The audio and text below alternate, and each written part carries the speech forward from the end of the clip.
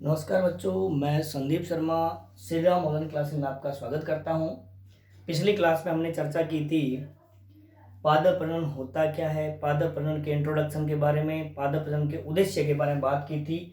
आज हम जो चर्चा करने जा रहे हैं वो हम बात करने जा रहे हैं एक्टिविटी इन प्लांट ब्रीडिंग के बारे में। पादप प्रजनन की क्रियाओं के बारे में हम बात करने जा रहे हैं। पादप प्रजनन की क्रियाएं किसके बारे में बात करें हम? पादप प्रजनन की क्रियाओं के बारे में हम बात करेंगे, क्योंकि कोई किस्म अगर हमें कोई विकसित करनी है, कोई किस्म हमें प्राप्त करनी है, तो पादप प्रजनन की इन क्रियाओं की आवश्यकता हमें पड़ेगी।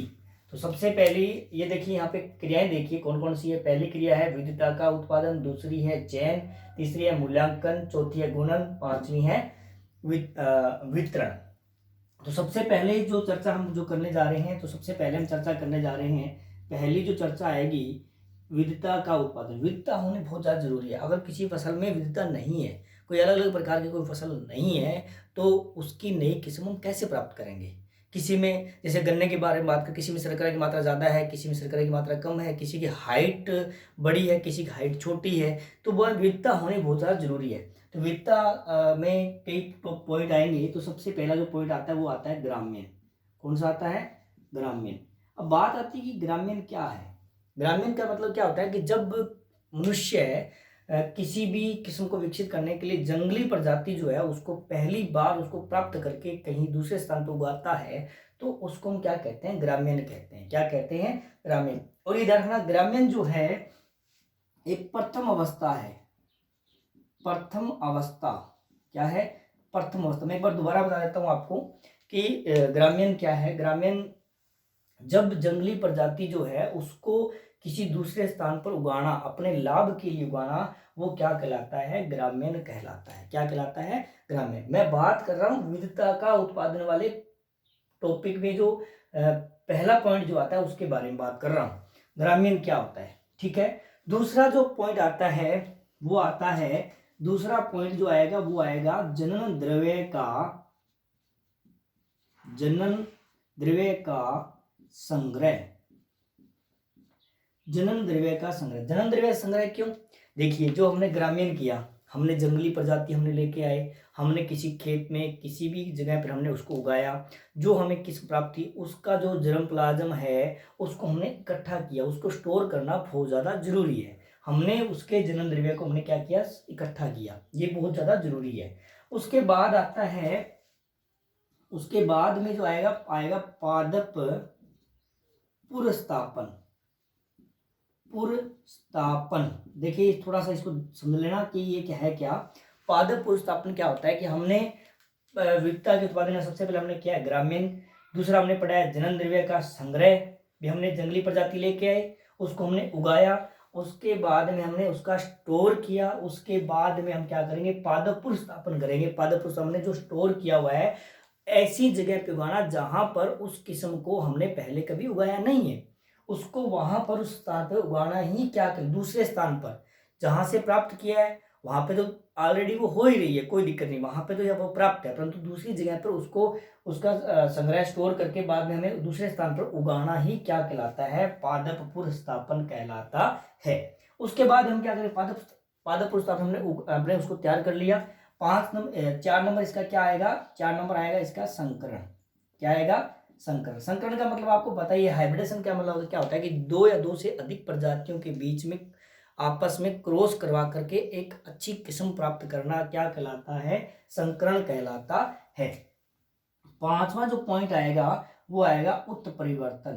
क्या आएगा? उत्परिवर्तन। भी हमने संकरण करवा लिया, परंतु कई बार क्या होता है उसकी वंशागति में कोई चेंजिंग हो जाती है, उसके गुणसूत्रों में कोई चेंजिंग होती है, उसी को हम क्या कहते हैं? उत्परिवर्तन कहते हैं। इसके बाद में इसमें आएगा बहुगुणिता। क्या आएगा? बहुगुणिता। ये भी इस पॉइंट इसके अंदर बहुत ज्यादा विविधता के अंदर ये भी बहुत जरूरी है। जैसे कई बार क्या होती है कि कोई फसल है वो क्या होती है? 2-1 होती है। क्या होती है? 2-1, यानी उसके अंदर गुणसूत्र होते हैं, उनका समुच्चय पाए जाते हैं, परंतु कई बार क्या होता है कि उसके गुणसूत्रों की संख्या और भी ज्यादा पाई जाती है, यानी वो 3n भी हो सकती है, यानी उसके अंदर गुणों की संख्या ज्यादा हो सकती है। उसको हम क्या कहते हैं? बहुगुणिता कहते हैं, पॉलीप्लोइडी कहते हैं।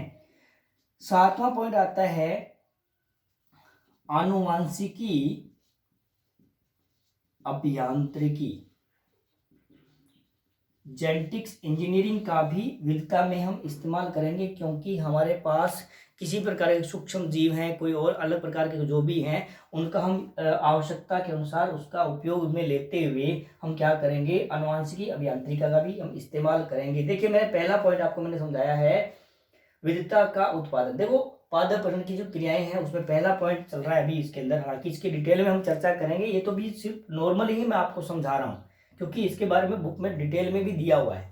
तो विविधता के उत्पादन में सबसे पहले आता है ग्रामीण जो प्रथम अवस्था, क्योंकि जंगली प्रजाति हमने प्राप्त की है। दूसरा आता है जनन द्रव्य का संग्रह, जो हमने जंगली प्रजाति जो हमने ली है उसको हमने स्टोर किया। फिर हम क्या पादप यानी जहां पर ये प्रजाति है जहां पर ये नहीं उगाई जा रही है वहां पर जाकर के उगाना क्या कहलाता है, पादप पुनर्स्थापन कहलाता है।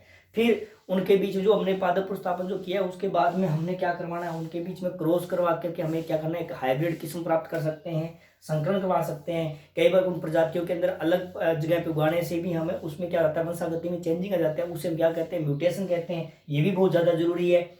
और 6 नंबर पॉइंट आता है बहुगुणिता। कई बार क्या होता है गुणसूत्रों में भी चेंजिंग होती है, जैसे 2 1 पाया जाता है परंतु उससे भी ज्यादा पाए जाते हैं, उसको क्या बोलते हैं, पॉलीप्लोइडी बोलते हैं। और लास्ट में जो आता है आनुवांशिकी अभियांत्रिकी के बारे में बात करते हैं। तो आनुवांशिकी में सूक्ष्म जीवों की सहायता से हम क्या करते हैं, किसी भी प्रकार के उसमें क्या करते हैं, उसमें जेनेटिक्स इंजीनियरिंग का उपयोग करके भी हम क्या कर सकते हैं, विविधता का उत्पादन हम कर सकते हैं। किसी किस्म को विकसित करने के लिए हमें इन सब का हम इस्तेमाल कर सकते हैं। आगे हम बात करेंगे चयन के बारे में। आगे हम बात करेंगे कि चयन क्या होता है, कि चयन क्या होता है। चयन के बारे में हम बात करेंगे तो चयन में सबसे पहले क्या आता है, कुछ सिलेक्शन करना। भी हमने देखिए हमने विविधता का उत्पादन कर लिया। चयन का मतलब क्या होता है कि जैसे हमने क्या किया है, ये हमने कोई खेत है, उस खेत के अंदर हमने क्या कर रखे, ऐसे कोई हमने कोई खेत कह सकते हैं, कोई जगह हो सकती है, उसमें हमने कोई फसलें तैयार कर रखी है, हमने कुछ सीड लगा रखे हैं और उन सीड में हमने क्या रखे हैं, इस तरह से हमने क्या कर रखा है, ये इस तरह से क्या हो सकता है, ये इस तरह से फसल उगाई गई है और उस फसल के अंदर हमने क्या कर दिया, इन फसलों को जैसे ये ए लाइन, ये बी लाइन, ये सी और ये डी और ये ई लाइन, इस तरह से हमने लाइन, मैं अलग थोड़ा सा आपको समझा रहा हूँ, ध्यान से समझना इस चीज को, चयन कैसे करते हैं। अब एक क्या होता है, एक इस चयन को भी हम आगे आगे 2 भागों में बांट सकते हैं। एक तो होता है एकल चयन, एक तो क्या हो गया एकल चयन, दूसरा हो गया समूह चयन। एकल चयन में तो क्या हुआ कि हमने इसमें से इस पूरी लाइन में से हमने जो अच्छा जो हमें कोई पौधा मिला तो उसको हमने क्या कर लिया, हमने उसको चुन लिया, हमने उसको क्या कर लिया, हमने सिलेक्शन कर लिया। और एक हमने क्या कर दी समूह चयन का मतलब क्या है कि हमने क्या किया, एक पूरी लाइन को हमने क्या कर लिया, सिलेक्शन कर लिया, पूरी लाइन का हमने क्या कर लिया, सिलेक्शन कर लिया। तो चयन करना बहुत ज़्यादा जरूरी है। लाइनों में से किसी भी फसल में से हमें किसी किस्म के अंदर में से हमें अगर अच्छे सीड प्राप्त करने हैं तो हमें उसका सिलेक्शन करना बहुत ज़्यादा जरूरी है। तो ये क्या है, एक चयन है, चयन मतलब करना बहुत ज़्यादा, ये चयन को हमें एकल चयन भी कर सकते हैं, समूह चयन भी कर सकते हैं। तो समूह चयन में तो पूरी लाइन, पूरे सारे पौधे इसमें आ जाएंगे, अच्छी जो किस्म की जो लाइन है उनको हम प्राप्त कर सकते हैं। और एकल चयन में क्या था, हम एक अच्छा कोई प्लांट जो दिखाई दे रहा है उसको हम प्राप्त कर सकते हैं। आगे हम बात करेंगे मूल्यांकन के बारे में। आगे हम बात करेंगे मूल्यांकन के बारे में कि मूल्यांकन क्या होता है। अगर हम बात करें मूल्यांकन के बारे में, जो हमने अभी जो चयन किया है, अभी हमने जो चयन किया था उस चयन के अंदर जो हमने चयन किया है उस चयन में हमने जो फसलें ऐसे जो हमने चुनी है, तो हमने जो फसलें इसमें जो सिलेक्शन जो की है, जो लाइन हमने सिलेक्शन की है, जैसे हमने ये लाइन ऐसे सिलेक्शन कर लिया, ये हमने कर लिया, तो उन सबको हमें क्या करना होता है, इन सब का हमें क्या करना पड़ता है, मूल्यांकन करना पड़ता है। मूल्यांकन करना पड़ता है कि इनमें से भी कौन श्रेष्ठ है, इनमें से भी इसमें भी कौन सी श्रेष्ठ है, तो उसमें भी श्रेष्ठ कौन सी है, इसके बारे में हमें मूल्यांकन करना जरूरी होता है। क्योंकि मूल्यांकन करेंगे तभी पता चलेगा कि कौन सी किस्म है हमारे लिए अच्छी है। फिर हम क्या करते हैं, जो हमने जो मूल्यांकन किया है, जो मूल्यांकन किया है, उस जो फसल हमने जो चुन ली है, जो बेस्ट है उसको हमने चुन लिया है, तो उसका हमें क्या करवाना जरूरी है, हमें इसका क्या करवाना है, गुणन करवाना है। गुणन क्यों करवाना है, क्योंकि अलग अलग फार्म्स के अंदर हमें क्या करना है, उस बीज को हमें क्या करना है, उगाना है। हमें उस बीज को हमें क्या करना है, उगाना है। उगा करके हमें अलग अलग प्रकार की हमें, क्योंकि उस हमारा जो पादपरण की क्रियाएं हमारी सक्सेसफुल कब मानी जाती है, सही मानी जाती है, जब हम इस सब किस्म अच्छी प्राप्त करके किसानों तक पहुंचा दें, किसानों तक हम पहुंचा दें।